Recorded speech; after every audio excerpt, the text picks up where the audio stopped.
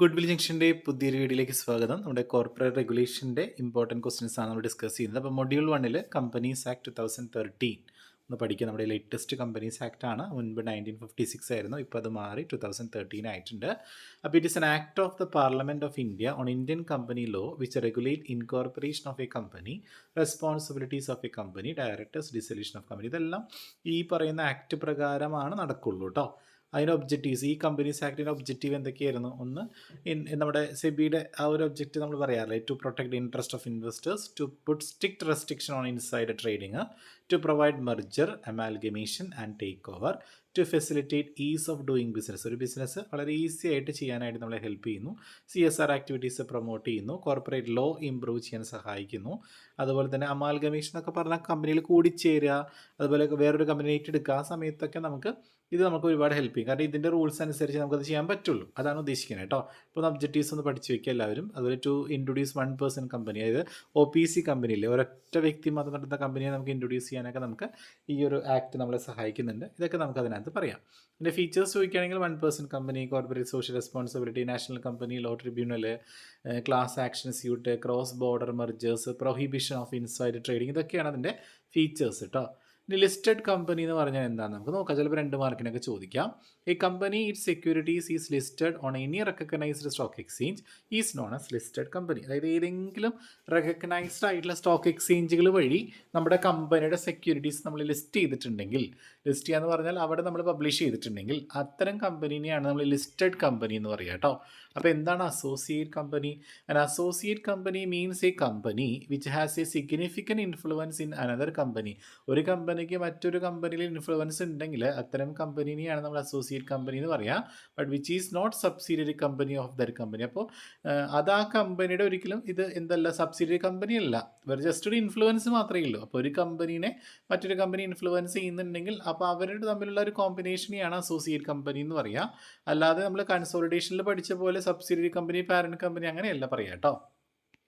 പിന്നെ Nidhi means a company which has been incorporated with object of cultivating the habit of thrift and savings among its മെമ്പേഴ്സിൻ്റെ സേവിങ്സും ത്രിഫ്റ്റില്ലേ, അപ്പോൾ അതിൽ നിന്നൊക്കെ എന്ത് ചെയ്യാനായിട്ട് ഇത് കൾട്ടിവേറ്റ് ചെയ്യാനായിട്ട് ഇൻകോർപ്പറേറ്റ് ചെയ്തിട്ടുള്ളൊരു കമ്പനിയാണ് നീതീസ് കേട്ടോ. ഇനി കോർപ്പറേറ്റ് വെയിൽ ഉറപ്പായിട്ടും എക്സാമിന് നാളെ ഉണ്ടാവും കേട്ടോ. മക്കളിത് പഠിക്കാതെ പോകരുത്. കോർപ്പറേറ്റ് വെയിൽ വളരെ ഇമ്പോർട്ടൻ്റ് ആണ്. It's a legal decision to treat the rights and duties of a corporation as a right or liabilities of it share ഹോൾഡേഴ്സിൻ്റെ റൈറ്റും ലയബിലിറ്റീസും ഒക്കെ ഇൻകോർപ്പറേറ്റ് ചെയ്യുന്ന മൊത്തം റൈറ്റ്സ് ആൻഡ് ഡ്യൂട്ടീസിനെ നമ്മൾ ട്രീറ്റ് ചെയ്യാനായിട്ട് ഉപയോഗിക്കുന്ന ഒരു നിയമപരമായിട്ടൊരു തീരുമാനത്തിനെയാണ് കോർപ്പറേറ്റ് വെയിൽ എന്ന് പറയുക. ലീഗൽ ഡിസിഷനെയാണ് നമ്മൾ എന്ത് വിളിക്കുക? കോർപ്പറേറ്റ് വെയിൽ എന്ന് പറയുക. ഇനി ഇങ്ങനെ കോർപ്പറേറ്റ് വെയിൽ ചെയ്യുന്നതുകൊണ്ട് അതിൻ്റെ ലിഫ്റ്റിംഗ് എന്ന് പറയുന്നത് എന്താ ഉദ്ദേശിക്കുന്നത്? It refers to circumstances in which court set aside limited liability and hold companies investors or directors personally liable for the organisation activities or debts ആണ്. Various cases of lifting of corporate veil. ഏതൊക്കെ സിറ്റുവേഷനിലാണ് corporate വെയിൽ നമ്മൾ use ചെയ്യുക? ഒന്ന് under judicial interpretation, അതുപോലെ തന്നെ under express statutory provision, ഇതൊക്കെയാണ് അതിനകത്ത് വരുന്നത്. അതുകൂടാതെ അതിൽ പഠിക്കാൻ പറ്റുന്ന വളരെ ഇമ്പോർട്ടൻ്റ് ആയിട്ടുള്ള ഈസി ടോപ്പിക്കാണ് private company, public company difference കേട്ടോ. അത് 5 മാർക്കിന് ചോദിക്കാം. സിമ്പിളാണ് പഠിക്കാനായിട്ട്. അപ്പോൾ നിങ്ങൾക്ക് ഏതെങ്കിലും ടോപ്പിക്ക് ബുദ്ധിമുട്ട് തോന്നുന്നുണ്ടെങ്കിൽ നിങ്ങൾ എന്ത് ചെയ്യുക? ഈസി ആയിട്ട് പഠിക്കാൻ പറ്റുന്ന മാക്സിമം ടോപ്പിക് കവർ ചെയ്തിട്ട് പോവുക. പ്രൈവറ്റ് കമ്പനി എന്ന് പറയുമ്പോൾ മിനിമം നമ്പർ അവിടെ 2 പേരുണ്ടാവും. മിനിമം നമ്പർ പബ്ലിക് കമ്പനിയിലാണെങ്കിൽ 7 പേരാണ്. ഇനി പ്രൈവറ്റ് കമ്പനിയിലെ മാക്സിമം നമ്പർ എത്രയാണ്? 200 ആണ്. പബ്ലിക്കിലാണെങ്കിൽ മാക്സിമം നോ ലിമിറ്റ് ആണ്. ഇനി ഷെയർ നമുക്ക് ഈസിലി ട്രാൻസ്ഫർ ചെയ്യാൻ പറ്റില്ല. അത് റെസ്ട്രിക്റ്റഡ് ആണ് പ്രൈവറ്റ് കമ്പനിയിൽ. പക്ഷേ പബ്ലിക് കമ്പനിയിലാണെങ്കിലോ ഷെയർ ആർ ഫ്രീലി ട്രാൻസ്ഫറബിൾ ആണ്. ഇനി പ്രൈവറ്റ് കമ്പനിയിൽ നമ്പർ ഓഫ് ഡയറക്ടേഴ്സ് 2 പേരാണ്. മറ്റൊടുത്താണെങ്കിൽ അറ്റ്ലീസ്റ്റ് 3 ഡയറക്ടേഴ്സ് ഉണ്ടായിരിക്കും. ഇനി പബ്ലിക്കിലെ പോലെ പബ്ലിക് നോ ഇൻവിറ്റേഷൻ. അവിടെ നമുക്ക് ഒരിക്കലും പബ്ലിക്കിൽ നിന്ന് എന്ത് ചെയ്യാൻ പറ്റില്ല? ആളുകളെ ഇൻവൈറ്റ് ചെയ്യാൻ പറ്റില്ല. പക്ഷേ പബ്ലിക് കമ്പനിക്ക് ഇൻവിറ്റേഷൻ ഉണ്ടായിരിക്കും. ഇനി private company is not required to issue prospectus. Private company prospectus issue ചെയ്യില്ല, പബ്ലിക് കമ്പനി പ്രോസ്പെക്ടസ് ഇഷ്യൂ ചെയ്യും. ഇനി ഡയറക്ടേഴ്സിന് റെമ്യൂണറേഷന് റെസ്ട്രിക്ഷൻസ് ഇല്ല. എവിടെ? Private company. പബ്ലിക്കിലാണെങ്കിൽ ലീഗൽ റെസ്ട്രിക്ഷൻസ് ഉണ്ട് ഡയറക്ടേഴ്സിന് റെമ്യൂണറേഷന്. Private company enjoy some special privileges enjoy ചെയ്യാനായിട്ട് പറ്റും. പബ്ലിക് കമ്പനിക്ക് നോ സച്ച് പ്രിവിലേജസ് ആണ് കേട്ടോ. ഇനി എന്താണ് കമ്പനി? നിങ്ങൾ എന്താണെന്നുള്ളത് ഓൾറെഡി ഫിനാൻഷ്യൽ അക്കൗണ്ടിങ്ങിൽ പഠിച്ചിട്ടുണ്ടാവും. ഈ company is an artificial person ആണ്. അല്ലെങ്കിൽ association of person united for common object, ഒരു കോമൺ ആയിട്ടുള്ള ലക്ഷ്യം നേടാനായിട്ട് എന്താണ് വ്യക്തികൾ തമ്മിൽ അസോസിയേറ്റ് ചെയ്യുന്ന ഒരു സ്ഥാപനമാണ് കമ്പനി. നമ്മൾ ജോയിൻറ്റ് സ്റ്റോക്ക് കമ്പനി എന്നൊക്കെ പറഞ്ഞ് കേട്ടിട്ടില്ലേ? അതായത് 2013 കമ്പനീസ് ആക്ട് പ്രകാരം രജിസ്റ്റർ ചെയ്തവയെല്ലാം കമ്പനികളാണ്. അല്ലെങ്കിൽ ഇനി എന്താണ് പ്രീവിയസ് ആക്ട് അല്ലെങ്കിൽ ഏതെങ്കിലും മുൻപത്തെ കമ്പനീസ് ആക്ട് പ്രകാരം രജിസ്റ്റർ ചെയ്തവയെല്ലാം കമ്പനികളാണ്. കമ്പനിയുടെ ഫീച്ചേഴ്സ് ചോദിക്കുകയാണെങ്കിൽ അത് വളണ്ടറി സ്വമേധയാ തുടങ്ങുന്നതാണ്. Company has a perpetual succession, അതിന് തുടർച്ചയായ ഒരു നിലനിൽപ്പുണ്ട്. ഈ company has separate legal entity, അതായത് സെപ്പറേറ്റ് ലീഗൽ എൻറ്റിറ്റി ഉണ്ട്. ലയബിലിറ്റി ഓഫ് മെമ്പേഴ്സ്, കമ്പനിയുടെ മെമ്പേഴ്സിൻ്റെ ലയബിലിറ്റി ലിമിറ്റഡ് ആണ്. അതിനൊരു കോമൺ സീൽ ഉണ്ടായിരിക്കും. അതുപോലെ തന്നെ ആർട്ടിഫിഷ്യലായിട്ട് ക്രിയേറ്റ് ചെയ്യുന്നതാണ് ഒരു കമ്പനി. ബോർഡ് അത് മാനേജ് ചെയ്യുന്ന ബോർഡ് ഓഫ് ഡയറക്ടേഴ്സ് ആണ്. കമ്പനിയുടെ ഷെയർ ഫ്രീലി ട്രാൻസ്ഫറബിൾ ആണ്. ഇതൊക്കെയാണ് കമ്പനിയുടെ ഫീച്ചേഴ്സ്. ഇനി പലതരത്തിലുള്ള ടൈപ്സ് ഓഫ് കമ്പനി ഉണ്ട്. അത് ചിലപ്പോൾ 2 മാർക്കിന് ഏതെങ്കിലും കമ്പനി ചോദിക്കാം. ഒന്ന് ഇൻകോർപ്പറേഷൻ്റെ അടിസ്ഥാനത്തിൽ വരുന്ന ചാർട്ടേഡ് കമ്പനി ഉണ്ട്, സ്റ്റാറ്റ്യൂട്ടറി കമ്പനി ഉണ്ട്, രജിസ്റ്റേർഡ് കമ്പനി ഉണ്ട്. ഇനി ലയബിലിറ്റിയുടെ അടിസ്ഥാനത്തിൽ വരുന്നതാണ് companies limited by share, company limited by guarantee, unlimited company. ഇനി on the base of number of മെമ്പേഴ്സിൻ്റെ അടിസ്ഥാനത്തിൽ നമ്മൾ നേരത്തെ പറഞ്ഞ പ്രൈവറ്റ് കമ്പനിയും പബ്ലിക് കമ്പനിയും OPC 1 പേഴ്സൺ. ഈ OPC ഒന്ന് പഠിച്ചിട്ട് പോണേ.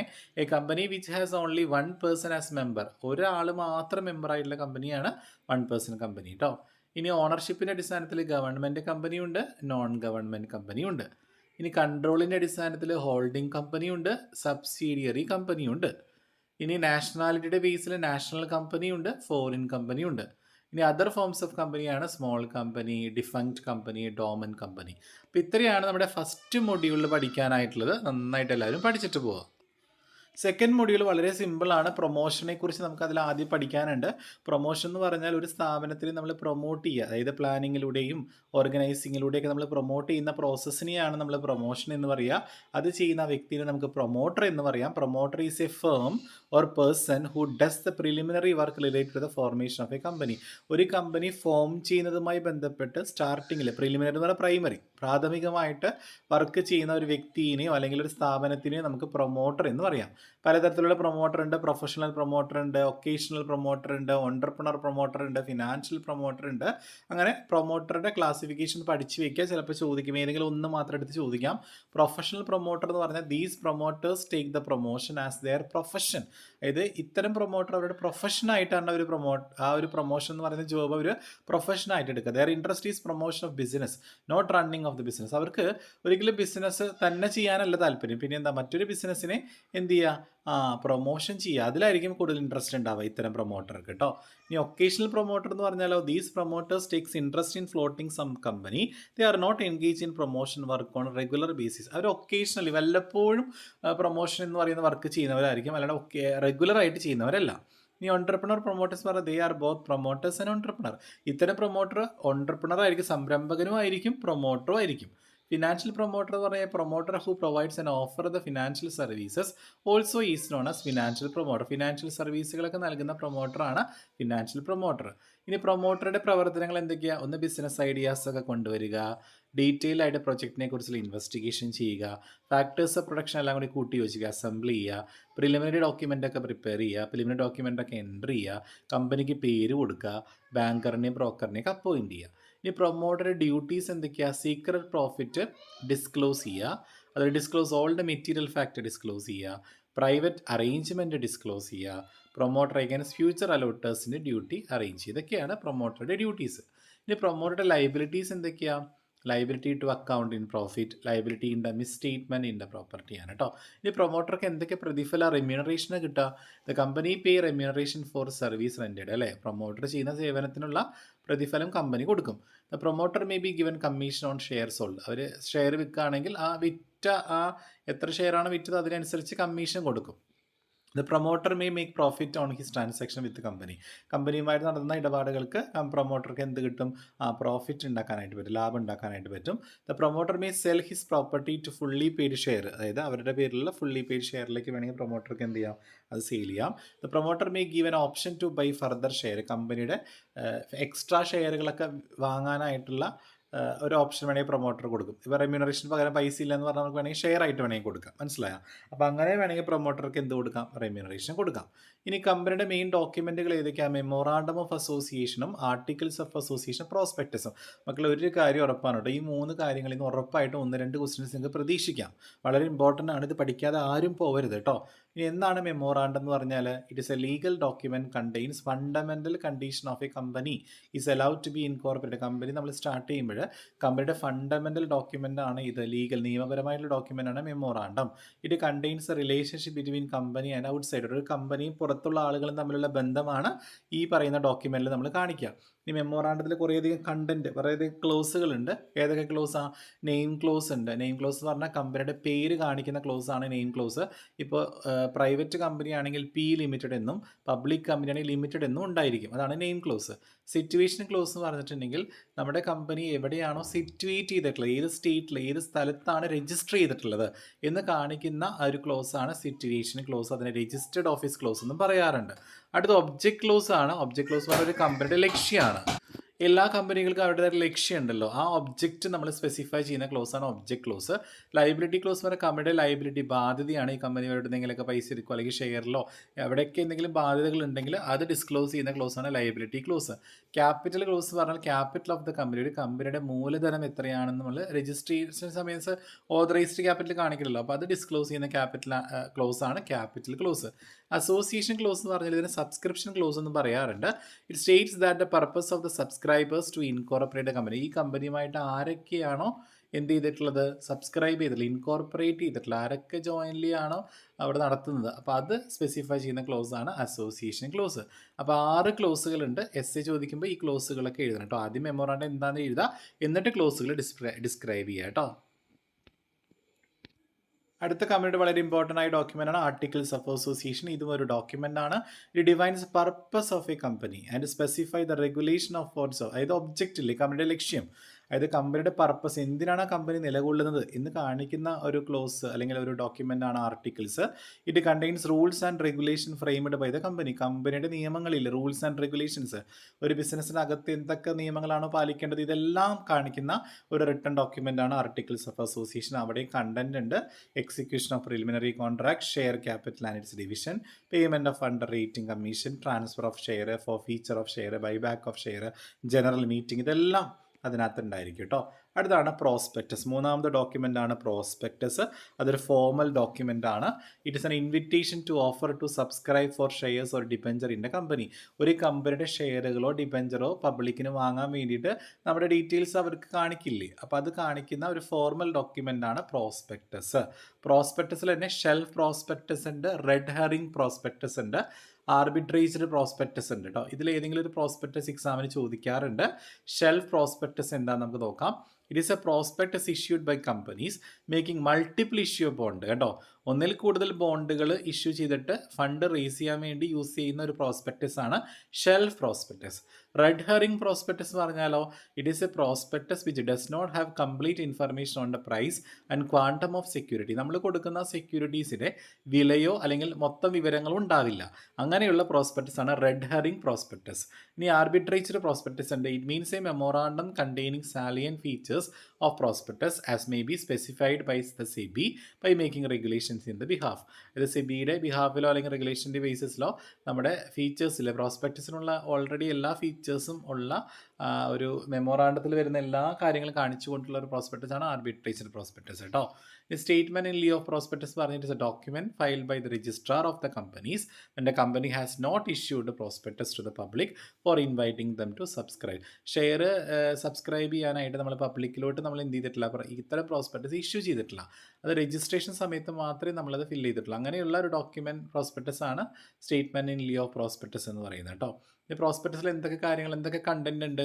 ഒന്ന്, രജിസ്റ്റേർഡ് ഓഫീസിൻ്റെ നെയിം ആൻഡ് അഡ്രസ്സ് ഉണ്ടായിരിക്കും, സെക്രട്ടറിയുടെ പേര്, അതുപോലെ auditor, banker, under writer, declaration ഉണ്ടായിരിക്കും, അണ്ടർ റൈറ്റിങ്ങിൻ്റെ ഫുൾ ഡീറ്റെയിൽസ് ഉണ്ടായിരിക്കും, ക്യാപിറ്റൽ സ്ട്രക്ചർ ഉണ്ടായിരിക്കും, പ്രൊസീജിയറും ടൈം സ്കെഡ്യൂളൊക്കെ ഉണ്ടായിരിക്കും അതിനടുത്ത് കേട്ടോ. എന്താണ് ഡോക്ട്രിൻ ഓഫ് അൾട്രാ വൈറസ് ചോദിക്കാറുണ്ട് 2 മാർക്കിന്. It is a fundamental rule of company law. ഒരു കമ്പനി നിയമത്തിലെ അടിസ്ഥാനപരമായിട്ടുള്ളൊരു നിയമമാണ് ഡോക്ട്രിൻ ഓഫ് അൾട്രാ വൈറസ്.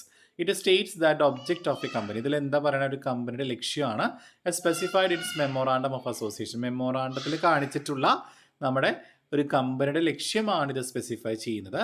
അതുപോലെ തന്നെ from only to the extend permitted by the act, നമ്മുടെ ആക്ട് പെർമിറ്റ് ചെയ്യുന്ന എക്സ്ട്രാ കാര്യങ്ങൾ, അതായത് എക്സ്റ്റെൻഡ് ചെയ്യുന്ന കാര്യങ്ങൾ നമ്മൾ ഇതിനകത്ത് സ്പെസിഫൈ ചെയ്യുന്നു. ഇതിനെയാണ് ഡോക്ട്രിൻ ഓഫ് അൾട്രാ വൈറസ് എന്ന് പറയാം.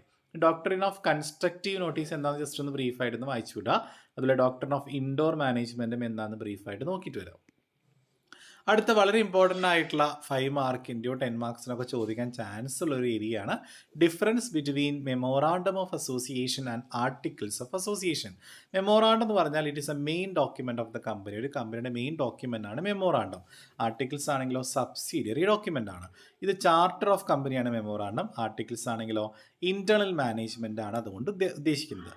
മെമ്മോറാണ്ടം ഗവേൺ ചെയ്ത കമ്പനീസ് ആക്ട് ആണ്, മറ്റൊടത്താണെങ്കിലോ articles govern by memorandum and companies act. രണ്ടും എന്ത് ചെയ്യുന്നുണ്ട്, ഗവേൺ ചെയ്യുന്നുണ്ട്.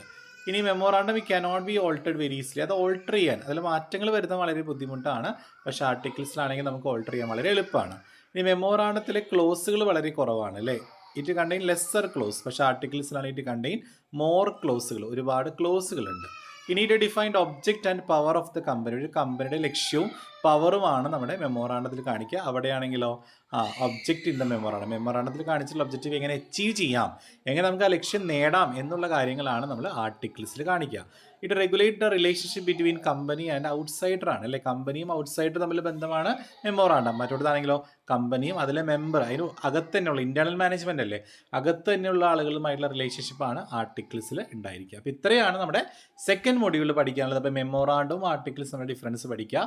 അതുപോലെ എന്താണ് മെമ്മോറാണ്ടം, അതിൻ്റെ ക്ലോസുകൾ, ആർട്ടിക്കിൾസ് എന്താണ് അതിൻ്റെ ക്ലോസുകൾ, prospectus, types of red herring prospectus ഒക്കെ പഠിക്കുക കേട്ടോ, പഠിച്ചിട്ട് തന്നെ പോവുക കേട്ടോ. ഇത്രയും കാര്യങ്ങൾ ഇമ്പോർട്ടൻ്റ് ആണ്. നമുക്ക് അടുത്ത വീഡിയോയിൽ ബാക്കി മൊഡ്യൂൾ ഡിസ്കസ് ചെയ്യാം. Okay, thank you.